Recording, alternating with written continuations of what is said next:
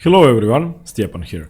I'll go over an absolutely brilliant game played between Ray Robson and Wesley So, which is, I think, one of the most exciting Sicilian Najdorfs I've seen in a long time. Of course, Wesley So is one of the best players in the world for a while now. He has been one of the best American players in history, and he has also been the best Filipino player in history. And Ray Robson was and is a great chess prodigy and a great hope of American chess. He was in fact the youngest American grandmaster up until Sam Sevian overtook that honor and that title in 2014, I think, when he was 13 years old. Ray Robson obtained his title at 14. So we have two really strong players competing here, and the game is from the 2010 Spice Cup, a very strong tournament. Of course, Wesley So was born in 93, so he was 17 at the time, and Ray Robson was born in 94, so he was a year younger. And I'm sorry, he got his grandmaster title. He was born in 94. Okay, so 2007. Okay, that's when he was 13. Okay.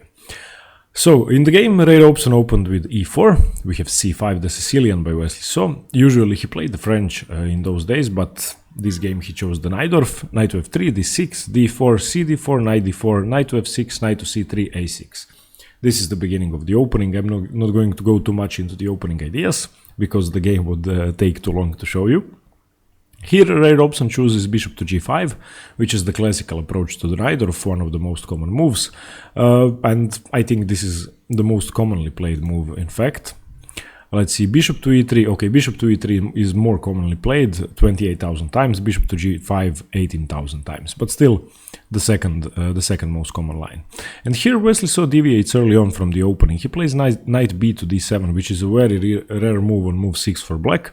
Usually players with black in 90% of the games will play e6, and then after f4, queen to b6, the poison pawn variation of the Najdorf, going for the b2 pawn, queen to d2, and here black would, well, okay, I can show it to you quickly. So queen takes b2, rook to b1, queen to a3, this is the variation, now f5. This is the main line in the Najdorf, so this is the most commonly played stuff. But after bishop to g5, we have knight b to d7, and now already going almost out of the theory. There are perhaps 200 games played from this position, in comparison to e6, where there's more than 10,000 games. And now bishop to c4 is played, which is another uncommon idea. Perhaps Ray Robson was confused by the move order, because in the Najdorf, bishop to c4 is played in some other lines, and here the best move would have been f4, in fact, or queen to d2. So bishop to c4 is slightly dubious in this line. Now queen to b6, going for the pawn, queen to d2, queen takes b2, rook to b1, queen to a3, of course, and now f4 is played, but in this position f4 doesn't work, and the reason f4 doesn't work is this weirdly placed bishop on c4, which doesn't belong here. And here Wesley So failed to exploit this huge mistake. In fact, if you turn on the engine, you can see on the right side of the board, the bar, evaluation bar, black is almost completely winning. It's -1.5. So he could have exploited that with the move queen to c5.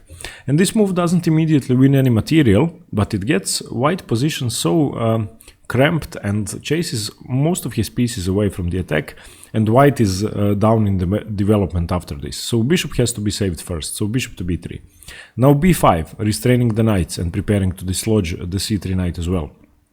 White's best try would be f5 here, but now knight to b6, preparing to gain a tempo on the queen via c4. Now bishop to e3 would be the best move. Knight to c4, bishop takes c4, queen takes c4, and you can see that black has a very dominant position here. The bishop is, going to come to b7, and it's going to be the best piece on the board. The knight will reroute via d7 to e5, and black is strategically completely winning. This is just, if black doesn't blunder horribly, this is just won already on move 14. If Wesley had found queen to c5 after f4. Unfortunately for Wesley, and fortunately for us spectators, he played e6. And this is another very common Najdorf move. Of course, this is the most common move on move 6. But this now, in conjunction with the c4 bishop, allows Ray Robson to play a masterful sacrificial game. This move has already been played once before, in this line between Timur Rajabov and Boris Gelfand in 2005. This sacrifice was played, so perhaps Ray Robson knew about it, perhaps Wesley So knew about it as well. We can't know that. However, Ray Robson chose to go for the sacrifice. Bishop takes c6. Of course, this is, if you ask the engines, better for black, but it's by no means losing. It's a very aggressive sacrifice, and usually in the Najdorf and in some other Sicilian positions, there are thematic sacrifices on e6 and d6. So this isn't so strange. F takes c6, knight takes c6. Now queen to a5 is played, pinning the knight to the queen and defending the c7 square, because the knight was threatening to play knight c7 check. Ray Robson castles, reinforcing the f5 threat and the e5 threat. King to f7 is played, attacking the knight. f5, defending the knight. Bishop to e7, which was a slight inaccuracy. Better was to play h6. Bishop h4, b5, this was the best line. But after bishop to e7, now if you count the material, white is a piece down, obviously. And it's not that clear how he's going to regain the piece. Of course, Wesley So has 5 pawns, Ray Robson has only 6, so it's only 1 pawn for the piece. Let's see what happened next. Now queen to e3 was played. Better was to play queen to d4 with the same idea, but queen to e3 is okay as well. Now after rook to e8, Ray Robson made the decisive mistake. I will turn on the engine just so that you can see the evaluation here. You can see that white is better now, and he completely justified his sacrifice. He got all of his pieces very active. The bishop on g5 is perfect. The knight on e6 is the best piece on the board. The knight on c6, on c3 is very useful as well. It's prepared to jump into d5 and attack this knight some more.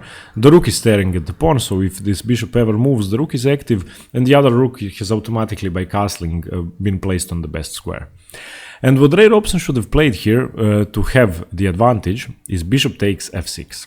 And after bishop takes f6, bishop takes, knight d5, knight to c5 would be the best try, queen to h3, bishop takes e6, f takes, rook takes, queen takes on h7.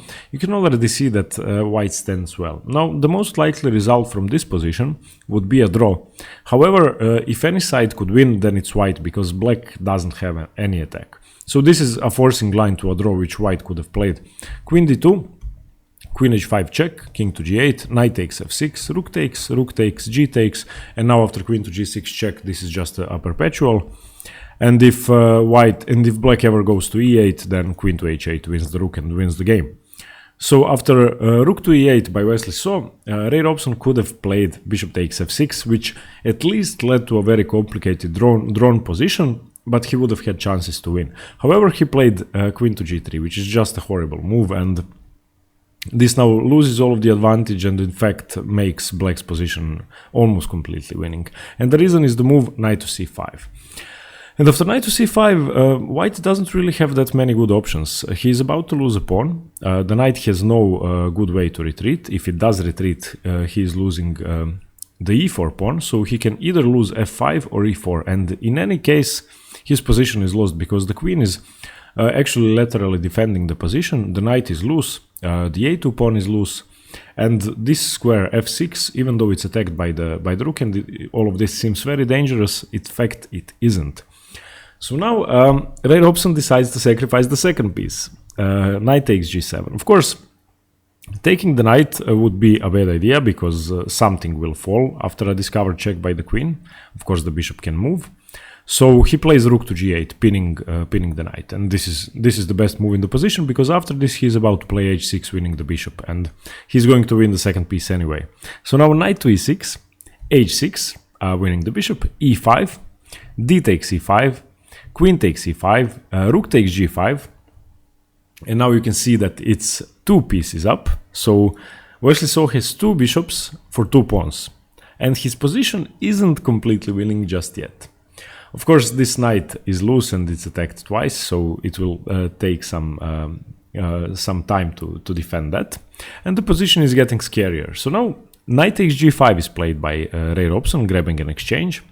H takes g5, rook f to e1, now of course threatening this bishop twice, bishop to f8, and all the squares are defended. The bishop defends e6, the dark squared bishop defends e7, and the knight defends e8, so everything is working perfectly.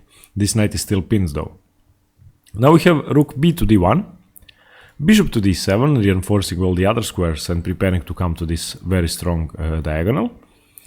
Knight to d5, and now knight c to e4 is played since the knight is now pinned to the queen. And Wesley So gives up 2 knights for a rook, and now we have rook takes e4, knight takes, queen takes, bishop to c5 check, activating the bishop. Now count the material again.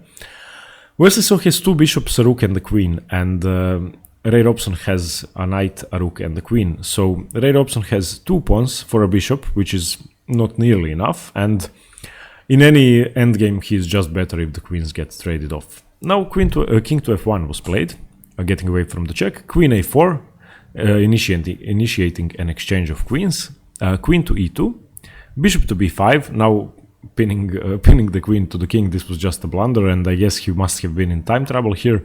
Rook d3 he has to block, bishop takes, c takes, and this is just busted. Now the material advantage is completely insurmountable, and with 2 pawns for a piece perhaps you have some practical chances, but now he has none. King to f8, getting away from a lot of checks, queen to h5, queen to h4, and now Ray Robson accepts a queen trade and a loss, and because of course checkmate was threatened in one move, so he had to take the queen because he has no checks here.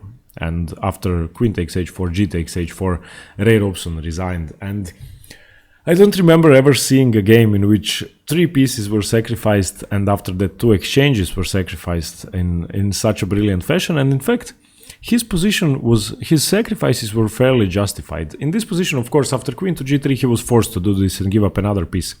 If he hadn't played that, if he played better with bishop takes f6 in this position, then I'm not sure how the game would have gone, and this would have been much more interesting after this position, let's say. And I think that he would have had practical chances to even win the game, because this rook is out of play, and with enough pressure you can keep that rook out of play. So okay, this was another game in the series about Wesley So, the modern master, and I will continue his series. I'm doing a series on Bobby Fischer and on Jose Raul Capablanca as well, and I will be finishing the theory on the French defense soon, so stay tuned for more chess. Thanks very much for watching. See you soon. Bye.